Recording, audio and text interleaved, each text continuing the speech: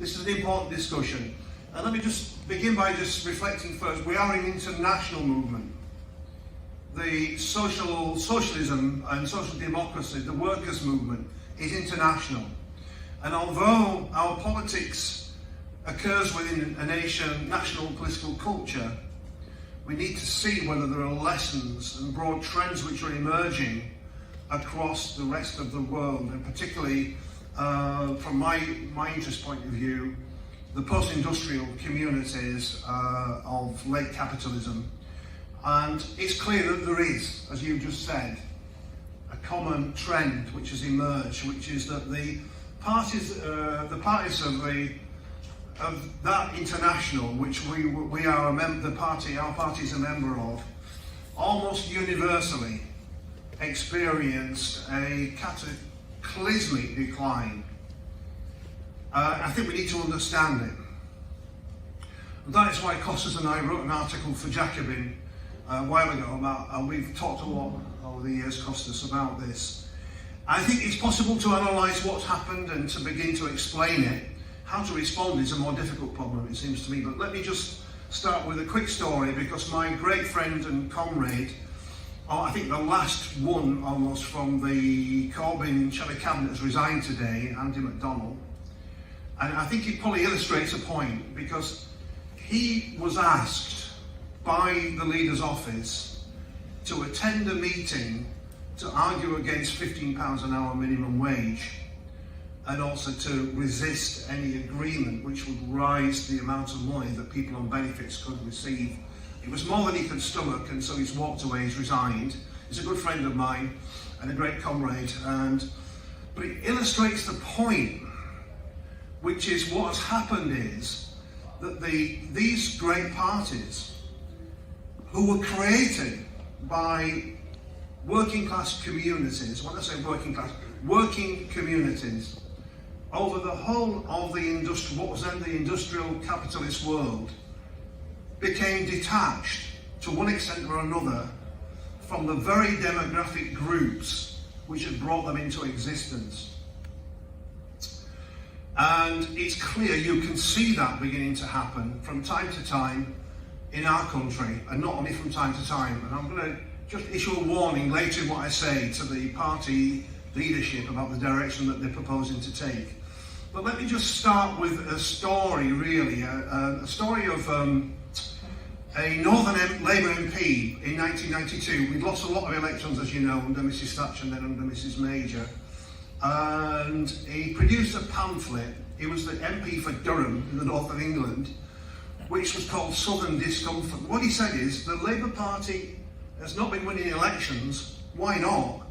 And his answer was, because we've got a problem in the south of England, not in working class communities, but in what he called the aspirational communities in the south of England. And unless we change fundamentally, he said, we're never going to win another election, create an electoral majority. And his prescription was to abandon socialism and to abandon social democracy too. We should move to the right, we should abandon our objectives, in a way almost abandon our objective for social justice. And what effectively he was saying was, in the north of England and in the poorer communities in Wales, Scotland, elsewhere, those people have got nowhere else to go except to vote Labour. So we cannot worry about them. They'll always vote Labour, stand with us. Let's make sure that we address the needs of this so-called aspirational group. But I don't accept his description of the South, by the way, and I will not concede to a North-South division of working people. But that was the argument, and that was I think the primary or the first theoretical development of where Blair wanted to take the Labour Party. And of course we've got an explicit reference by Lord Mandelson, Mr Mandelson as it was then, who said that workers have got no choice except to vote Labour, so let's not worry about them. Now, what happened was effectively the collapse of social democracy into what I would call revisionism, where the basic objective of the Labour movement, here but elsewhere too, but let me focus, I'm a British MP, so let me focus on here. What basically happened was they came to the conclusion that you couldn't reform capitalism or transform it in a fundamental way. So what you should do is ameliorate against the worst excesses of the existing system. Now that was never the Labour project. The Labour project at its roots, in our DNA, was the idea that you either need to fundamentally change, adapt, modify capitalism, or else to displace it entirely. And that they were the two, the socialists and the social democrats in the Labour movement. Now, what happened is that the leadership repeatedly abandoned the idea of reform, transformation, and adapted themselves to the way in which British capitalism works. And you may say, well, that's fine.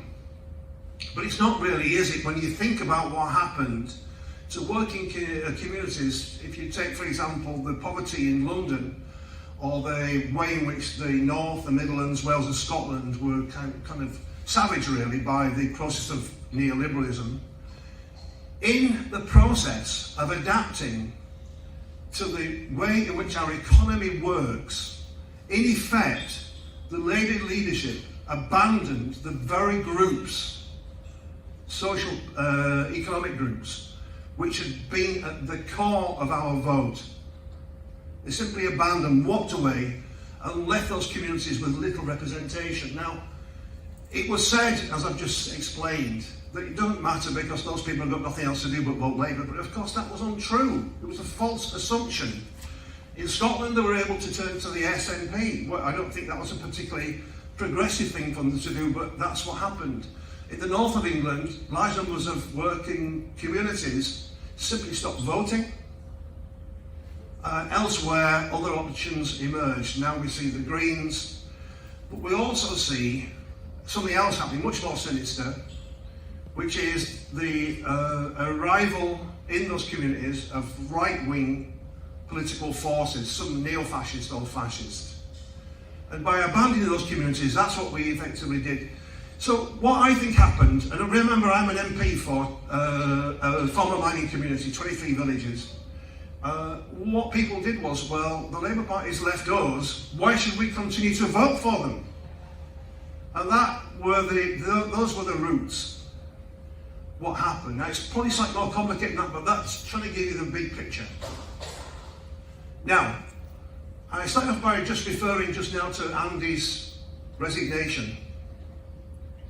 Let me just say, it seems to me it's a key decision. Are we in favour of driving up the living standards of the very people who have been left behind or held back by a society which isn't working by them? Or are we in favour of bending our knee to the capitalist class? They're the choices which face us.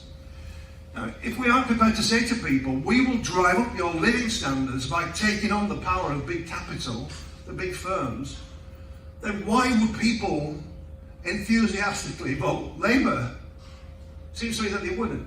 So look, that is it's more complicated than that, but it's my underlying kind of thoughts. And I've been in the Labour Party for 51 years now. I've been an MP for 26 years. Before that, I was the leader of Leeds City Council. I was elected in the middle of the miners' strike. I come from a working class family. I'm a plumber myself. I know what happened. I witnessed it. I saw it. I served in number 10 under Gordon Brown. I saw what happened and the gap which opened up between us and the very communities which we need to support us. So that is a story broadly of pacification. Now, which is hard to say, let me just make perhaps two more points. The first is, intriguingly, when we elected a leadership, and I was the first person to nominate Jeremy Corbyn, first MP, which was prepared to put a fight up to say there's a different way of running our country, a different way of economically and socially and politically managing our country. Suddenly our vote went from 26% we were in the polls to 40% in the course of a general election. And that seems to me to point to it's evidence that if you have a party, the so-called Socialist International, which is prepared to stand up and fight then it's possible to regain our ground. And that's what it seemed to me did happen. Now, so let me just make my final point, which is this. Around Europe, there are 7 governments of the centre-left. The rest of them are not at all in our place. Most of them have had, our sister parties have lost votes. But what's fascinating is, in those 7 governments, they have an alliance with the Green Party often, or with parties to their left. A coalition of the centre-left, the left, and the Greens. That is, I think, universally the case. Maybe there's one exception. What does that tell us? It tells us that if you're prepared to form a coalition which is going to try to transform, or at least modify radically, the nature of the economic system, you can get back into government. So the case is not completely lost. Now, it'll be very interesting to see what happens in Germany, whether or not they choose to ally with the right, or whether they try to do a more transformative programme. But let me just finally then bring this final point to what I want to say. Here we have in the Labour Party a leadership which, rather than learning the lesson from those 7 countries of a centre-left social democratic element together with a radical left and possibly with a green tinge, the leadership in our country is trying to remove the radical left from any influence in the party. Now, that is a fundamental mistake. That is the road to pacification for the Labour Party. That is the route which to take us down. I predict if we continue down that route, we're not going to be heading to a Labour majoritarian project whenever the election finally arises. So my warning to the leadership is, listen carefully to what's happened to our analysis. Look what's happened on the continent and elsewhere. There is a way forward, back to government, but it's not by abandoning our heart and our soul. It's by rebuilding into the communities which historically supported us on the basis of a principled electoral promise of radical change. And thanks very much for listening.